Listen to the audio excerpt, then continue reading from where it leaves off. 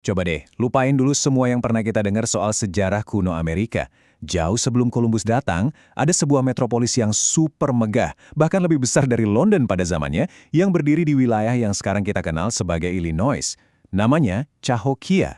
Dan ceritanya, wah, ini salah satu misteri terbesar dalam sejarah. Ini nih pertanyaan yang bikin para arkeolog pusing tujuh keliling. Gimana ceritanya sebuah pusat peradaban yang begitu ramai, begitu hidup, tiba-tiba jadi kota hantu?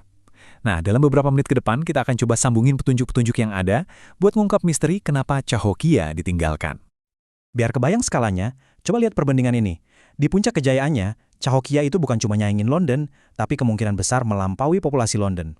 Ini bukan sekedar desa loh, ini adalah mega kota di jantung benua Amerika. Kota ini tuh pusatnya segalanya, perdagangan, agama, budaya, yang narik orang dari berbagai suku bangsa buat datang.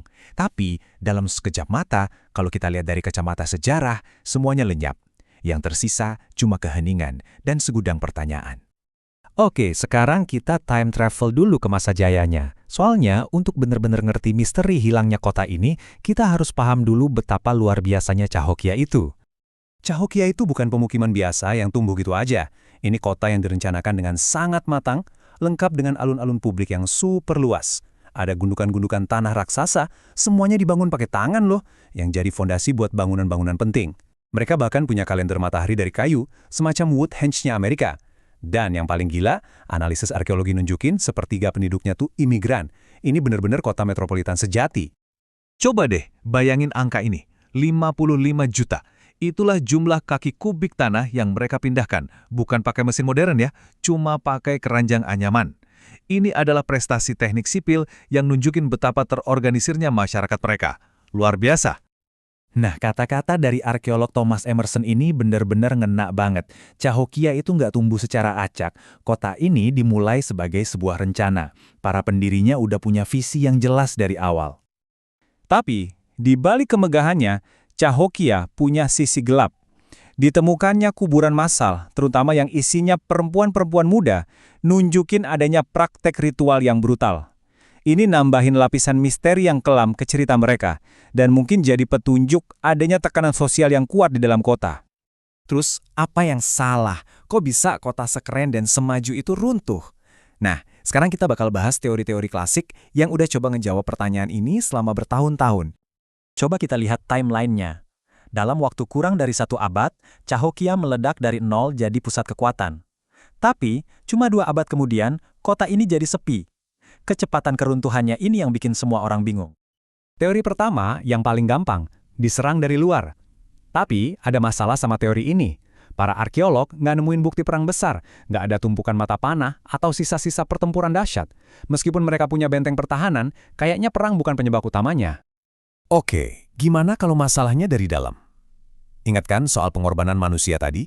Ditambah lagi fakta kalau tembok pertahanan mereka itu dibangun ulang berkali-kali, ini bisa jadi nunjukin adanya konflik sosial atau bahkan pemberontakan. Mungkin aja masyarakat Cahokia hancur dari dalam. Nah, ini dia teori yang paling populer selama bertahun-tahun. Bencana lingkungan. Idenya simpel. Mereka nebangin pohon kebanyakan yang akhirnya nyebabin erosi dan banjir bandang. Atau mungkin kekeringan parah yang bikin panen jagung mereka gagal total. Kedengarannya masuk akal banget kan? Tapi gimana kalau semua teori utama tadi itu salah? Atau paling nggak sepenuhnya benar? Nah, disinilah ceritanya jadi makin seru. Sains modern nemuin petunjuk baru yang mengubah segalanya. Jawabannya ternyata bukan ada di reruntuhan kota, tapi di tempat yang nggak bakal kita sangka. Di dasar danau di dekat situ. Tersembunyi di dalam lumpur, para ilmuwan nemuin cara buat ngelacak populasi kuno dengan akurat. Kuncinya ada di molekul yang namanya stanol tinja. Iya, bener. Anda nggak salah dengar. Pada dasarnya ini jejak mikroskopis dari kotoran manusia. Kotoran ini kebawa air ke danau, mengendap di dasar, dan selama berabad-abad ngebentuk lapisan-lapisan yang jadi semacam catatan akurat soal jumlah populasi dari waktu ke waktu. Prosesnya tuh jenius banget. Para peneliti ngambil sampel inti lumpur dari dasar danau.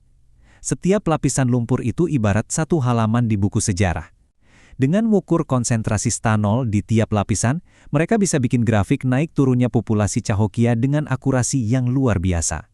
Makin banyak stanol, makin banyak orang. Makin dikit stanol, ya makin dikit orang. Simple.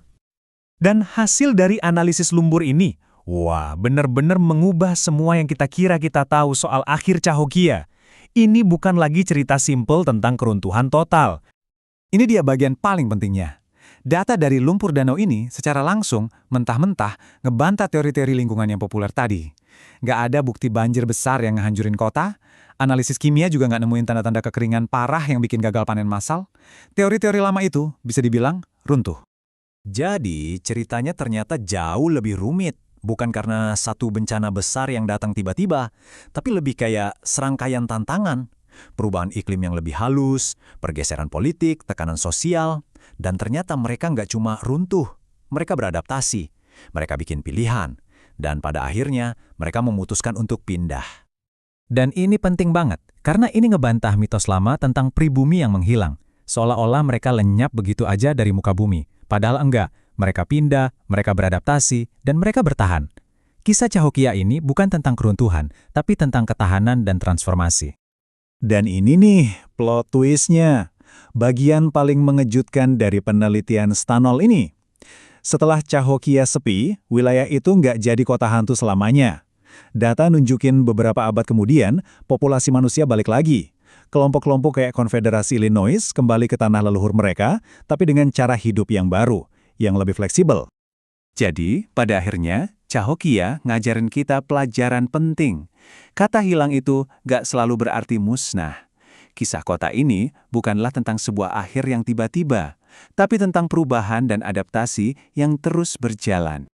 Kisah Cahokia nunjukin gimana satu molekul kecil di dalam lumpur bisa nulis ulang sejarah. Ini bikin kita jadi mikir kan, kira-kira berapa banyak lagi ya cerita dari masa lalu kita yang selama ini kita kira benar, padahal cuma nunggu alat atau petunjuk yang tepat buat ngungkap kebenaran yang sesungguhnya.